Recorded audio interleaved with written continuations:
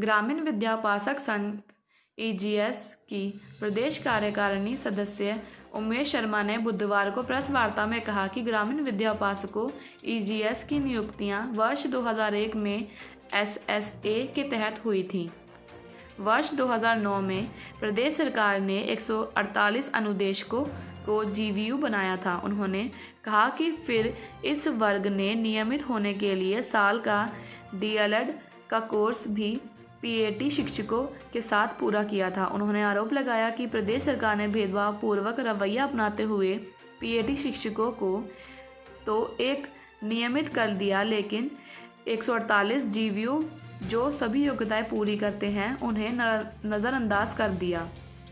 उमेश शर्मा ने बताया कि 5 जुलाई 2020 को सरकार ने इस वर्ग को नियमित करने का प्रयोजक मांगा था, लेकिन आज तक उनकी फाइल यूं ही घूमती जा रही है। उन्होंने कहा कि कोरोना काल में सरकार के लगातार आश्वासनों से यह वर्ग परेशान हो गया है। उन्होंने कहा कि योग्यताएं पूरी करने के बावजूद भी इस वर्ग ने नियमितीकरण को बेवजह लटकाए हुए है। उन्होंने कहा कि सरकार ने अगली मंत्रिमंडल की बैठक में इस वर्ग के नियमितीकरण पर मोहर नहीं लगाई है तो यह वर्ग आगामी रणनीति बनाने तथा सरकार के खिलाफ धरना प्रदर्शन करने को मजबूर होगा।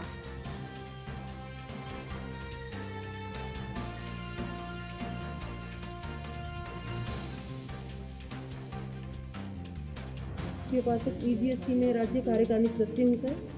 हमारी समस्या है कि हमारी नियुक्तियाँ वर्ष 2001 में ईजीएस केंद्रों में जो एसएसए के तहत हुई थी। वर्ष 2009 में सरकार ने हमें ग्रामीण विद्यापासक बना दिया था। फिर हमें नियमित होने के लिए 2 साल का डीएलएड कोर्स पैट टीचरों के साथ ही पूरा किया था। जैसे पैट टीचर्स ने जो शर्तें थी रेगुलाइजेशन के लिए हमने वो पूर्ण कर ली थी, लेकिन सरकार ने भेदभाव की नीति अपनाते हुए पैट को नियमित कर दिया, परंतु हमें नहीं, जबकि हम 148 ग्रामीण विद्यापासक भी सारी योग्यताएं पूरी करते हैं। सर 5 जुलाई 2020 को सरकार ने हमें नियमित करने का प्रपोजल सरकार से मांग लिया था, परंतु आज तक हमारी फाइल ऐसी घूम रही है। हम इस कोरोना काल में सरकार के आश्वासन सुनते सुनते दुखी हो गए और सरकार से बार बार मिल रहे हैं। ईएम साहब से, सीएम साहब से बार बार हम लोग जाके मिल रहे हैं, डिपार्टमेंट से मिल रहे हैं जाके, लेकिन हमें हमारी फाइल जो तकरीबन पूरी तैयार है, वो फाइनेंस तक भी हमारी फाइल जो पहुंच चुकी है, लेकिन बार बार वहाँ पे कोई ना कोई क्वेरीज लग जाती है और ये पूछा जाता है बार बार कि कैसे हुई इनकी नियुक्ति, क्यों हुई, कैसे हुई, कितने सदस्य। एक्चुअली हमारी ये प्रॉब्लम रही है सर कि हम 2009 में जब हम लोग ग्रामीण विद्यापासक बनाए गए थे, उसमें कुछ टीचर्स जो थे हमारे साथ जुड़े हैं वो 4 चीज के थ्रू आए थे 2012 में और 13 में, और उसके बाद सर मतलब हमारी कैटेगरी में 2-3 थोड़े से वेरिएशन आ गए, क्योंकि जो कोर्ट के थ्रू आए सरकार उनमें थोड़ा सा पजल हो गई कि अलग है। लेकिन हम लोग इस वक्त 127 टीचर्स जो हैं वो बिल्कुल पूरा अपना 15-15, 12-12, 13 साल का कार्यकाल पूरा करते हैं।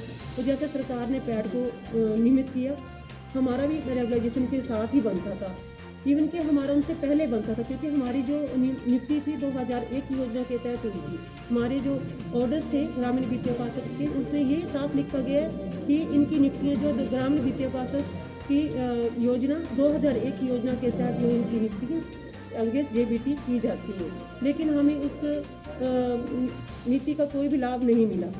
आज 12-12 साल कंप्लीट होने के बाद हमें नियमित नहीं किया जा रहा है। आप सीएम साहब तो यही चाहते हैं कि जिस सरकार ने हमें रखा है वो सरकार हमारा काम करे, क्योंकि मैं सरकार को ये भी याद दिलाना चाहती हूँ कि जैसे सरकार जो 2017 में 4 में आई थी सर, तो सरकार ने विपक्ष के सामने पहले विधानसभा सत्र में ये बहसबाजी हुई थी कि कांग्रेस सरकार ने अपने पैट शिक्षकों का वेतनमान जो 2150 और प्लस इंक्रीमेंट के साथ बढ़ा दिया था, लेकिन हमारा नहीं बढ़ाया था।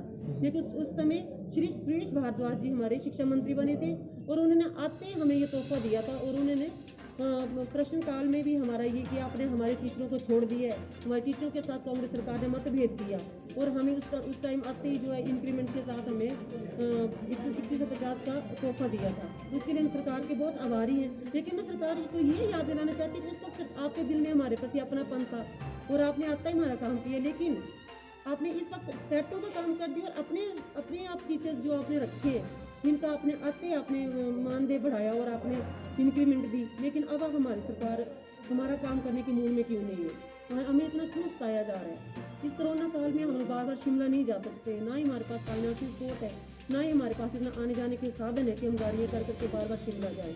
और हम तकरीबन पता नहीं कितनी बार, अभी लास्ट वीक भी हमारे पीछे शिमला में डीएम साहब से सीएम साहब से मिल चुके हैं, तो बार बार जाना संभव नहीं है इस कोविड टाइम में। तो हम सरकार से यही प्रार्थना करते हैं कि हमारा जो नियमितीकरण है आने वाली कैबिनेट में कर दिया जाए, आचार संहिता से पहले पहले हमारा नियमितीकरण हो जाए। हम ये नहीं चाहते कि अपनी सरकार के खिलाफ हमें कोई धरना प्रदर्शन करना पड़े या कोर्ट में जाना पड़े, ताकि इसमें अपनी सरकार की इंसल्ट और हमारी